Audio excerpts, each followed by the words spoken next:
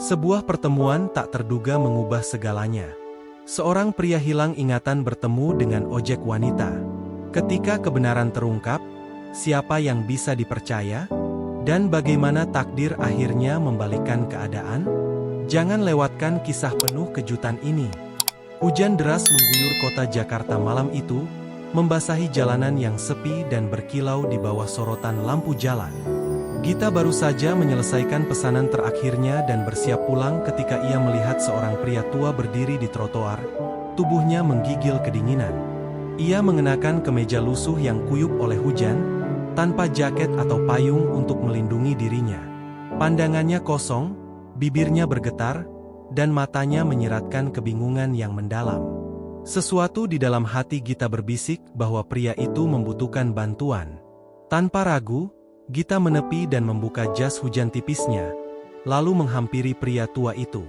"Pak, Bapak baik-baik saja?" tanyanya dengan nada cemas. Pria itu mengerutkan kening, seolah-olah mencoba memahami pertanyaannya, tetapi hanya diam. "Bapak tinggal di mana? Saya bisa mengantarkan pulang." Namun, tak ada jawaban.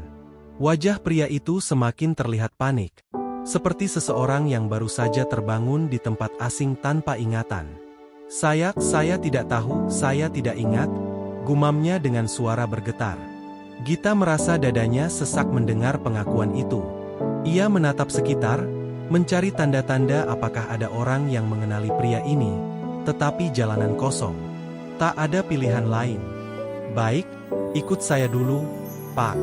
Setidaknya Bapak bisa menghangatkan diri," katanya dengan lembut. Awalnya, pria itu tampak ragu, tetapi tatapan penuh ketulusan dari Gita membuatnya mengangguk pelan. Dengan susah payah, ia melangkah ke motor Gita. Gita pun melepaskan helmnya dan memakaikannya kepada pria tua itu sebelum melaju perlahan menembus hujan. Sesampainya di kos sederhana yang ia sewa, Gita segera mengambilkan handuk dan pakaian bersih untuk pria itu. "Pak, ini buat ganti. Maaf kalau seadanya," ujarnya sambil tersenyum. Pria itu menatapnya dengan mata berkaca-kaca, mungkin terharu atas kebaikan yang baru saja ia terima dari seorang asing. Setelah berganti pakaian, ia duduk di kursi kecil dekat meja makan, menatap ke jendela dengan pandangan kosong.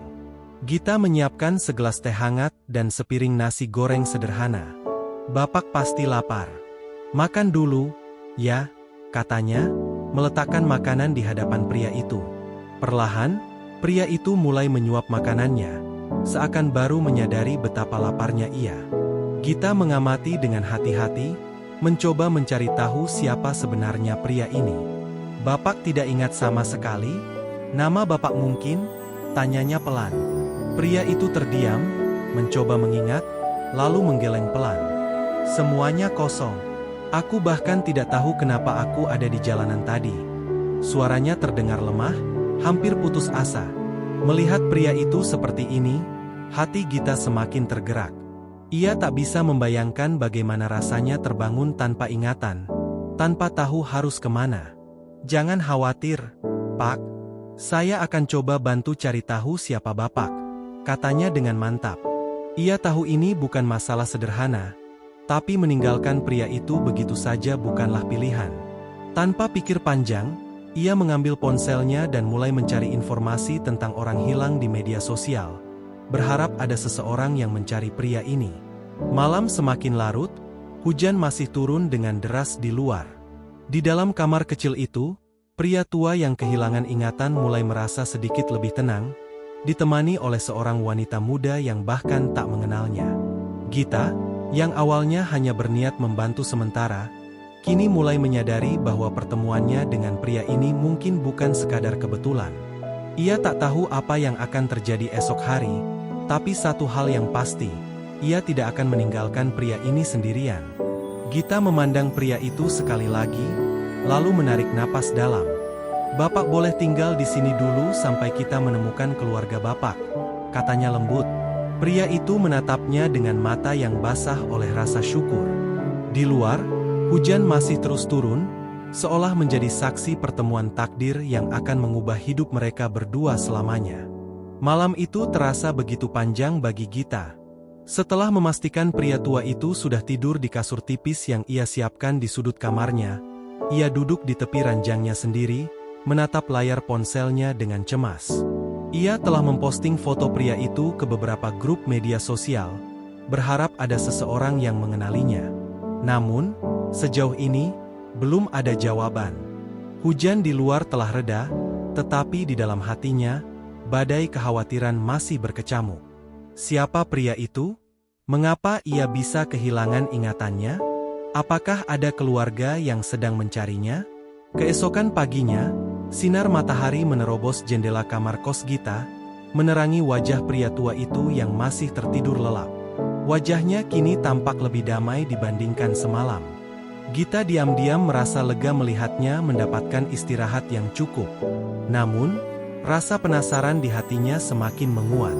Setelah menyiapkan sarapan sederhana berupa roti dan teh hangat, ia duduk di seberang pria itu, menunggu pria itu terbangun. Tak lama kemudian, pria tua itu mulai membuka matanya perlahan. Ia menatap sekeliling dengan bingung, seolah-olah masih mencoba memahami di mana dirinya berada.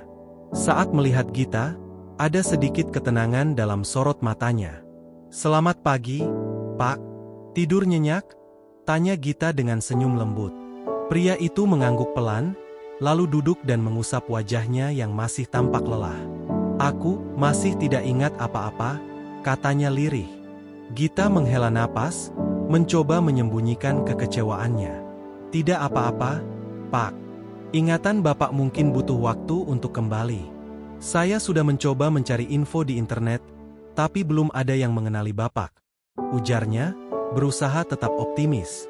Pria itu hanya terdiam, menatap cangkir teh di depannya dengan kosong. Sejenak, Gita bisa merasakan kesepian yang begitu dalam-dalam diri pria itu. Setelah sarapan, Gita memutuskan untuk mengajak pria tua itu keluar. Mungkin, melihat pemandangan kota bisa membantunya mengingat sesuatu. Ia membawanya ke berbagai tempat di sekitar Jakarta, pasar tradisional, taman kota, bahkan halte bus, dengan harapan ada sesuatu yang memicu ingatannya.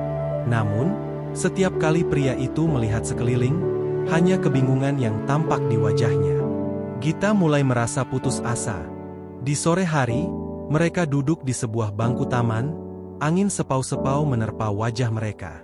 "Aku merasa seolah-olah aku seharusnya mengenal tempat ini, tapi semuanya buram," gumam pria itu. Gita menatapnya dengan iba. "Bapak pasti punya keluarga yang mencemaskan Bapak. Saya yakin kita akan menemukannya," katanya, meskipun dalam hatinya, ia sendiri mulai ragu. Saat mereka hendak kembali ke kos, tiba-tiba seorang anak kecil berlari dan hampir menabrak pria tua itu. Anak itu meminta maaf dengan cepat sebelum berlari kembali ke arah orang tuanya. Pria itu tampak membeku sejenak. Matanya berkedip beberapa kali, seolah-olah ada sesuatu yang baru saja muncul dalam pikirannya. "Anak kecil," gumamnya pelan. "Aku merasa aku pernah memiliki seorang anak kecil." Gita langsung menoleh dengan penuh harapan. "Bapak ingat sesuatu?" tanyanya penuh semangat. Pria itu mengerutkan kening, berusaha menggali lebih dalam memorinya. "Aku tidak tahu, hanya sebuah perasaan. Aku pernah menggandeng tangan seorang anak kecil, tapi wajahnya buram," katanya dengan suara bergetar. Gita melihat ada ketakutan di matanya. Takut bahwa ingatan itu akan hilang lagi sebelum ia sempat memahami apa artinya. Perasaan di hati Gita semakin bercampur aduk. Ini adalah petunjuk pertama, tetapi masih terlalu samar. Ia ingin membantu pria itu lebih jauh, tetapi ia juga sadar bahwa ini bukan sesuatu yang bisa diselesaikan dalam satu malam. Namun, satu hal yang ia tahu pasti, ia tidak akan menyerah. "Tidak apa-apa, Pak. Ini awal yang baik. Kita akan cari tahu lebih banyak lagi," katanya sambil menepuk lembut bahu pria itu. Di dalam hatinya, Gita merasa seolah-olah dirinya telah masuk ke dalam sebuah cerita yang lebih besar dari yang ia bayangkan. Ia tidak tahu bagaimana akhirnya, tetapi ia yakin pertemuannya dengan pria ini bukanlah kebetulan. Entah bagaimana, takdir telah menautkan jalan mereka. Dan sekarang, ia bertekad untuk menemukan jawaban dari misteri ini, berapapun harga yang harus ia bayar. Malam itu, Gita duduk di meja kecilnya, menatap layar ponsel dengan perasaan gelisah. Seharian ia menemani pria tua itu, berkeliling mencari petunjuk, tetapi hasilnya nihil. Satu-satunya hal yang didapat hanyalah ingatan samar tentang seorang anak kecil. Siapa anak itu? Apakah ia anak dari pria tersebut? Atau mungkin cucunya? Berbagai pertanyaan menari di kepalanya, tetapi tak satu pun memiliki jawaban pasti. Ia memandang pria tua yang kini tertidur di kasurnya dengan wajah damai. "Aku harus menemukan keluargamu, Pak. Aku janji," bisiknya dalam hati. Keesokan paginya, Gita kembali mencoba mencari jejak identitas pria itu. Ia mengunggah lebih banyak foto ke media sosial, kali ini dengan keterangan lebih rinci tentang ciri-ciri pria tersebut. Ia juga memutuskan untuk pergi ke kantor polisi, berharap ada laporan orang hilang yang cocok dengan pria itu. "Kami akan mengecek database kami, tapi untuk saat ini belum ada kecocokan," kata seorang petugas polisi dengan nada formal. Gita hanya bisa menghela napas kecewa, tetapi ia menolak untuk menyerah. Sementara itu, pria tua itu tampak lebih murung dari biasanya. Sejak ingatannya tentang seorang anak kecil muncul, ia terlihat lebih sering termenung, seolah-olah ada sesuatu di dalam dirinya yang ingin ia ingat, tetapi tak bisa. Saat mereka duduk di meja makan, pria itu tiba-tiba berkata, "Aku merasa, dulu aku bekerja di sesuatu yang besar. Aku tidak tahu apa, tapi aku merasa sangat penting." Gita menatapnya dengan penuh harap. "Mungkin di sebuah perusahaan? Atau bisnis milik sendiri?" tanyanya. Pria itu menggigit bibirnya, mencoba berpikir, tetapi akhirnya menggeleng dengan frustrasi. "Aku tidak tahu. Aku hanya merasa, aku memiliki sesuatu yang berharga." Hari itu, mereka kembali berkeliling kota, berharap ada tempat yang bisa memicu ingatan pria itu. Ketika melewati sebuah jalan besar yang penuh dengan billboard iklan layanan transportasi online, pria itu tiba-tiba berhenti berjalan. Matanya membesar, tubuhnya gemetar. Gita segera menyadari perubahan itu. "Pak, Bapak kenapa?" tanyanya cemas. Pria itu menatap salah satu billboard, sebuah iklan besar dari perusahaan transportasi terkenal, Wijaya Transport. Tangannya bergetar saat menunjuk ke logo perusahaan tersebut. Aku merasa pernah melihat ini sebelumnya." Gita menatap logo itu dengan penuh perhatian. "Wijaya Transport? Bapak pernah bekerja di sana?" tanyanya dengan hati-hati. Pria itu menggigit bibirnya, lalu menutup wajahnya dengan kedua tangan. "Aku tidak tahu, tapi hatiku berdebar begitu keras saat melihat nama itu." Suaranya terdengar putus asa. Gita merasa inilah saatnya untuk menyelidiki lebih dalam. Jika pria ini memiliki keterkaitan dengan perusahaan itu, maka mungkin di sanalah jawaban dari semua misteri ini berada.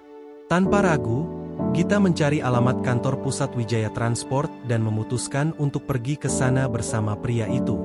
Sesampainya di depan gedung megah dengan kaca menjulang tinggi, pria tua itu terlihat semakin gelisah. "Aku merasa, aku pernah ke sini sebelumnya," gumamnya lirih. Gita menggenggam tangannya dengan lembut, memberikan ketenangan. "Ayo, Pak. Mungkin ini bisa membantu kita menemukan siapa Bapak sebenarnya," ujarnya penuh keyakinan. Begitu mereka masuk ke dalam gedung, beberapa pegawai langsung menatap pria itu dengan ekspresi terkejut. Salah satu dari mereka, seorang wanita parubaya dengan seragam perusahaan, menutup mulutnya dengan tangan, matanya membelalak. "Tuan Hendro? Oh Tuhan, itu benar-benar Anda?" serunya dengan suara bergetar. Gita langsung menoleh dengan kaget. "Tuan Hendro?" ulangnya. Wanita itu tampak bingung, lalu bergegas mendekat. Ini Pak Hendro Wijaya, pemilik perusahaan ini. Dia sudah menghilang lebih dari sebulan." Gita tertegun, jantungnya berdetak cepat. Ia menatap pria tua di sampingnya, yang kini juga terlihat kebingungan dan panik. "Aku, pemilik perusahaan ini?" gumam pria itu dengan suara hampir berbisik. Wanita itu langsung mengangguk, air matanya berlinang. "Ya, Pak. Semua orang sudah mencari Anda. Kami pikir Anda sudah hilang selamanya," katanya dengan suara bergetar. Seketika, suasana di ruangan itu berubah menjadi penuh kehebohan. Pegawai-pegawai lain mulai berdatangan, terkejut melihat pemilik mereka yang dikira hilang kini berdiri di tengah-tengah mereka. Gita merasa tubuhnya melemas. Pria tua yang ia temukan di jalanan, yang ia rawat dan ia anggap seperti keluarganya sendiri, ternyata bukan orang sembarangan. Ia adalah Hendro Wijaya, salah satu pengusaha transportasi terbesar di negeri ini. Ia mencoba mencerna semuanya, tetapi pikirannya terasa penuh. Apa artinya semua ini? Bagaimana mungkin seorang miliarder bisa kehilangan ingatan dan terdampar di jalanan seperti orang terlantar? Pikirnya dengan cemas. Pria tua itu, Hendro Wijaya, menggenggam pelipisnya dengan lemah. Semua informasi yang tiba-tiba menghantamnya seperti gelombang besar yang membawanya ke lautan yang tak ia kenali. Aku tidak mengerti. Mengapa aku ada di jalanan? Apa yang terjadi padaku?" Suaranya terdengar ketakutan. Gita segera menggenggam tangannya, mencoba menenangkan. "Tidak apa-apa, Pak Hendro. Kita akan mencari tahu semuanya. Yang penting, Bapak sudah kembali," katanya dengan suara mantap. Namun, di tengah keharuan dan kebingungan itu, Gita merasakan sesuatu yang tidak beres. Di antara kerumunan pegawai yang tampak terkejut dan bahagia, ada beberapa orang yang terlihat waspada, seolah-olah mereka tidak senang melihat Hendro kembali. Naluri Gita mengatakan bahwa ada lebih banyak rahasia yang tersembunyi dalam hilangnya pria itu. Dan kini, ia telah terjebak di dalam pusaran misteri yang lebih besar dari yang pernah ia bayangkan. Ruangan kantor utama Wijaya Transport berubah menjadi lautan emosi. Beberapa pegawai menangis haru, sebagian lagi terlihat bingung, dan ada yang tampak ragu. Di tengah kegaduhan itu, seorang pria dengan jas hitam dan rambut klimis melangkah maju. Ia tampak berwibawa, tetapi sorot matanya tajam, penuh perhitungan. "Tuan Hendro, ini benar-benar Anda?" Suaranya berat, terdengar seperti seseorang yang sedang menyembunyikan sesuatu. Gita langsung merasa ada yang aneh dengan pria ini. Ia berdiri di samping Hendro, melindunginya secara naluriah. Hendro sendiri masih terlihat kebingungan, mengamati ruangan yang terasa familiar tetapi asing di waktu yang sama. "Siapa Anda?" tanya Hendro dengan suara ragu.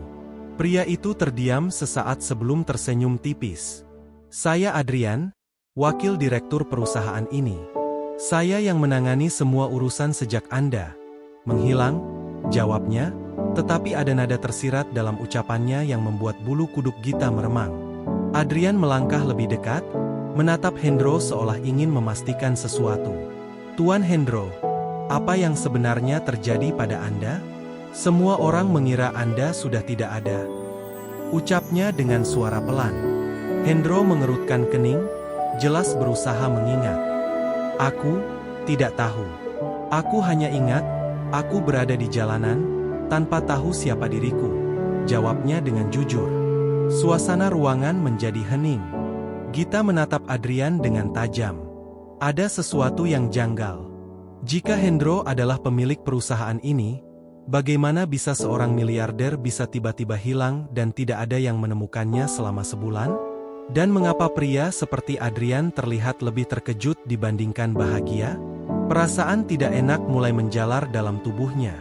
Tiba-tiba, seorang wanita parubaya berlari dari dalam ruangan. Matanya basah oleh air mata, wajahnya menunjukkan keterkejutan dan kebahagiaan sekaligus.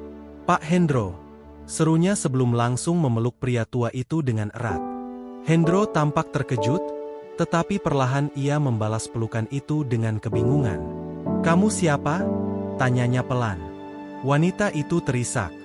"Saya, Bu Ratna, sekretaris pribadi Bapak selama bertahun-tahun. Kami semua mencarimu, Pak." Suaranya bergetar.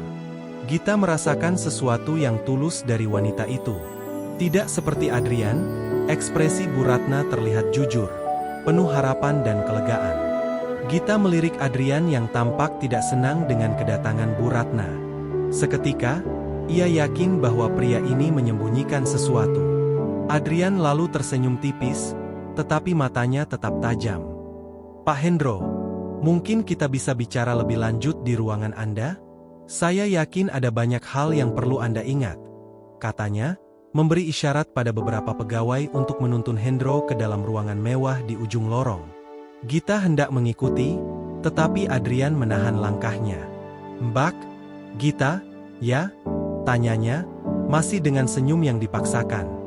Gita mengangguk, tidak suka dengan cara Adrian menyebut namanya seolah-olah ia adalah pengganggu. Terima kasih sudah membawa Pak Hendro kembali.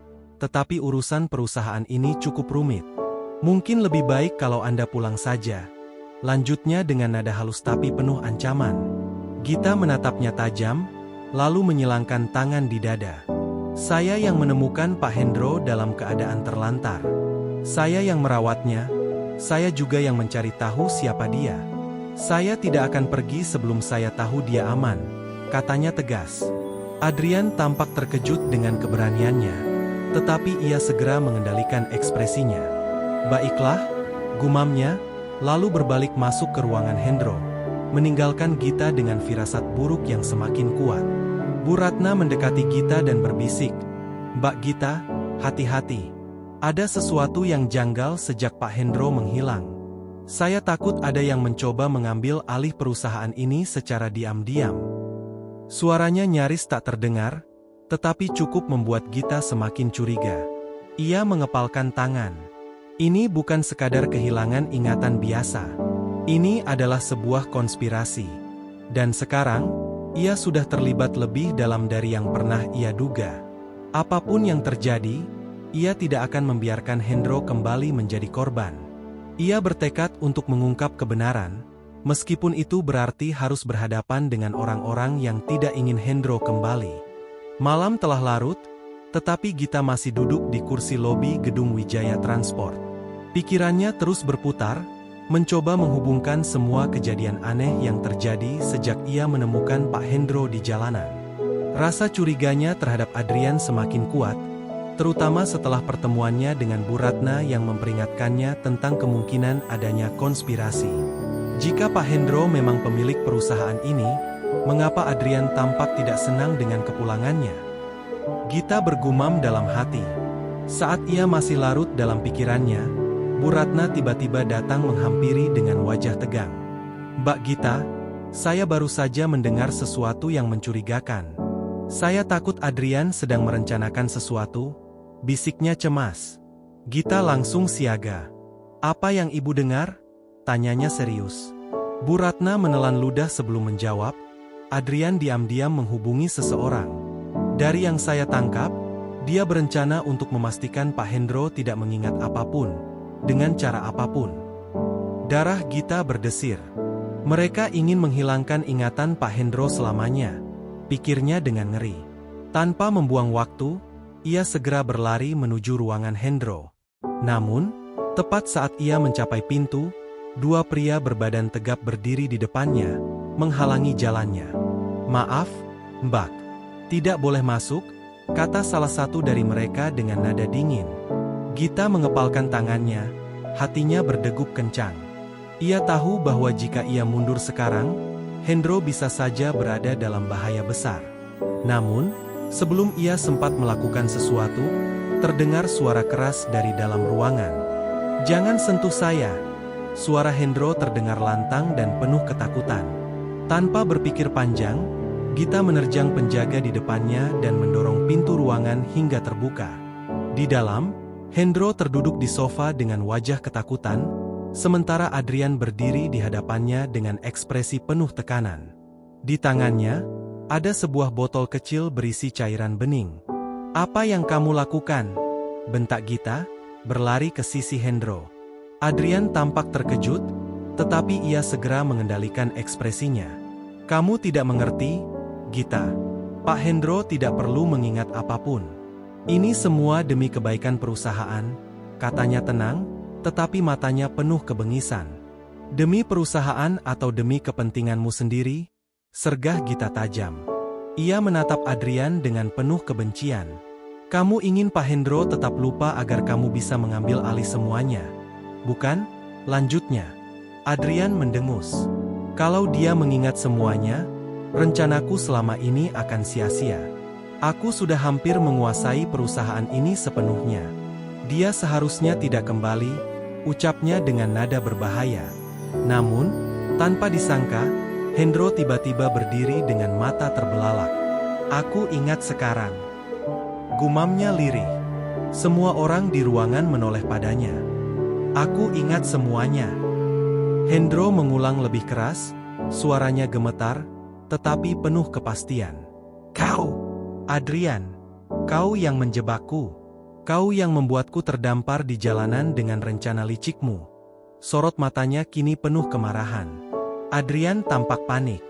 Pak Hendro, dengarkan saya. Namun, Hendro mengangkat tangan, menghentikannya. Aku percaya padamu, Adrian. Aku memperlakukanmu seperti saudara, dan kau balas dengan menghancurkanku. Suaranya bergetar oleh emosi. Kau ingin aku menghilang selamanya agar kau bisa mengambil alih semua yang sudah kubangun dengan susah payah. Lanjutnya, suaranya semakin lantang.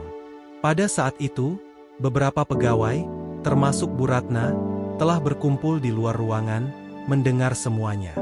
Wajah mereka dipenuhi keterkejutan dan kemarahan. Tangkap dia! Hendro akhirnya berseru, dan dalam sekejap, dua petugas keamanan segera meringkus Adrian yang berusaha melarikan diri.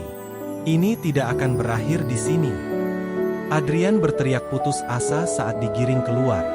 Setelah semuanya berakhir, Hendro duduk kembali dengan tubuh lelah tetapi wajahnya penuh kelegaan. Ia menoleh pada Gita dan menggenggam tangannya dengan erat. Tanpa kamu, aku mungkin tidak akan pernah kembali ke sini.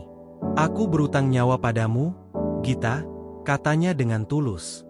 Gita tersenyum, air mata haru menggenang di matanya. Saya hanya melakukan yang benar, Pak, jawabnya lirih. Beberapa minggu kemudian, sebuah keputusan besar diumumkan. Hendro memutuskan untuk memberikan sebagian besar saham perusahaan kepada Gita sebagai bentuk terima kasih. Kamu memiliki hati yang tulus, Gita. Dan aku ingin seseorang seperti kamu yang memimpin Wijaya Transport ke masa depan, katanya saat menyerahkan dokumen kepemilikan. Gita terkejut, tetapi ia menerima tanggung jawab itu dengan hati penuh keyakinan. Dari seorang tukang ojek biasa, ia kini menjadi bagian dari sesuatu yang lebih besar. Namun, ia tahu satu hal pasti, ia tidak akan pernah melupakan hari di mana semuanya dimulai.